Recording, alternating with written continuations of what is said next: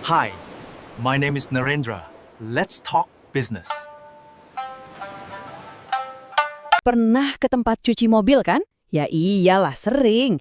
Kelihatannya simpel banget. Semprot air, kasih sabun, bilas, selesai.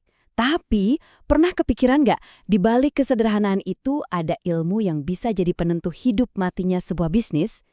Nah, di bahasan kali ini, kita bakal lihat gimana masalah terbesar sebuah tempat cuci mobil itu ternyata bukan kotoran, tapi geometri.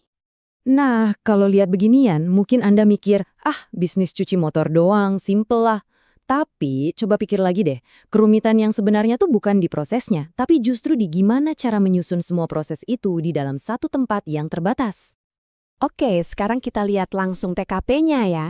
Ini dia denah awal tempat cuci mobilnya.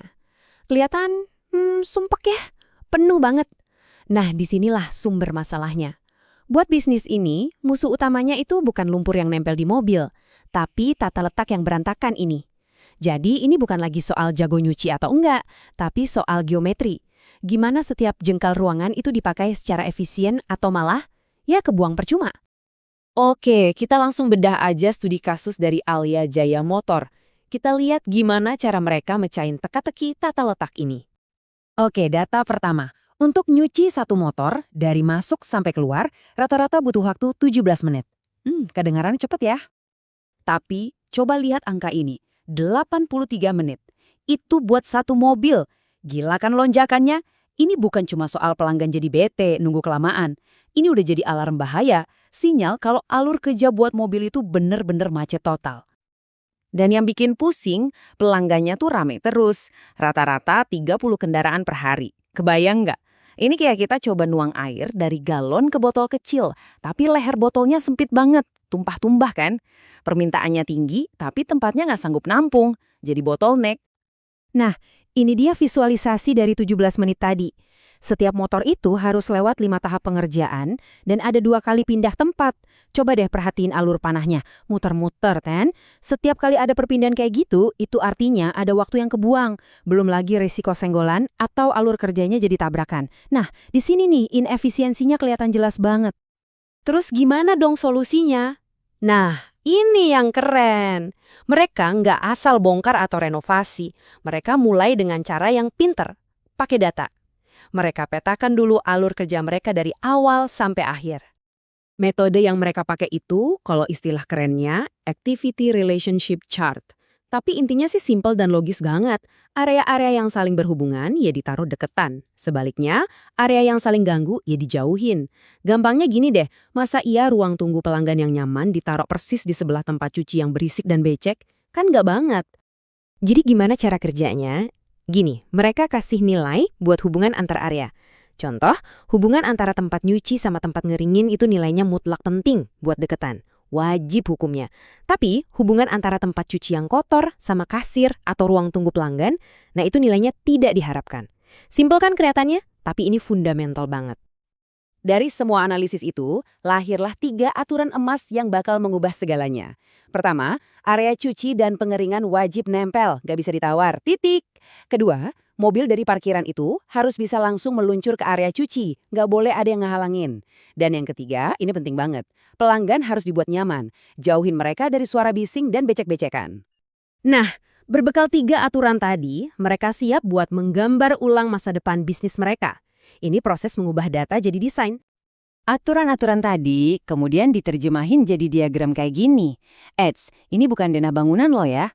Anggap aja ini peta hubungan. Garis-garis ini nunjukin mana area yang wajib deketan dan mana yang nggak boleh. Ini cetak biru logisnya yang dibuat bahkan sebelum ada satu tembok pun yang digeser. Dan sekarang, momen yang ditunggu-tunggu. Transformasi totalnya. Yuk kita lihat hasilnya. Dan ini dia, coba lihat perbedaannya. Di kiri itu tata letak lama yang kacau balau, penuh belokan gak jelas. Nah yang di kanan itu tata letak baru yang alurnya lurus dan logis. Bener-bener kayak ngubah labirin jadi jalan tol. Beda banget kan, kayak siang dan malam? Ini dia nih, satu perubahan jenius yang jadi kunci semuanya. Lihat deh, mereka rela mengorbankan area parkir keluar yang gak efisien, terus digabungin sama area pengeringan mobil. Hasilnya, ruang pengeringan yang tadinya sempit mepet sekarang jadi super lega, seluas 118 meter persegi. Terus, dampaknya di dunia nyata apa? Nah, grafik ini yang ngejawab. Kapasitas pengeringan mobil mereka itu langsung lompat 2 kali lipat. Dari yang tadinya cuma muat 4 mobil, sekarang bisa 8 mobil sekaligus. Bayangin deh, antrian mobil bisa kepotong setengahnya. Ini benar-benar game changer buat mereka. Jadi, apa sih pelajaran yang bisa kita ambil dari kasus Alia Jaya ini? Jelas, ini bukan cuma soal cuci mobil ya. Ini tuh semacam cetak biru kesuksesan yang bisa kita terapin di mana aja. Pelajaran terbesarnya itu seringkali kita tuh ngebiarin bentuk ruangan yang nentuin cara kita kerja. Kita yang ngalah, kita yang beradaptasi sama keterbatasan tempat. Nah, Alia Jaya melakukan sebaliknya. Mereka tentuin dulu alur kerja yang paling efisien, baru mereka paksa ruangannya buat ngikutin alur itu. Jadi, proses kerjanya yang jadi raja bukan denarwalannya. Nah, sebagai penutup, coba direnungkan pertanyaan ini. Entah itu di bisnis Anda, di dapur rumah, atau bahkan cara Anda ngatur file di laptop. Apa sih alur kerja tersembunyi yang mungkin selama ini belum Anda sadari?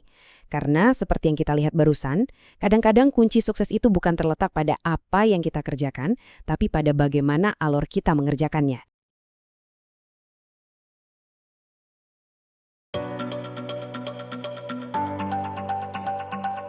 Terima kasih telah menonton Business Hacks Road to 1. Jangan lupa follow dan share.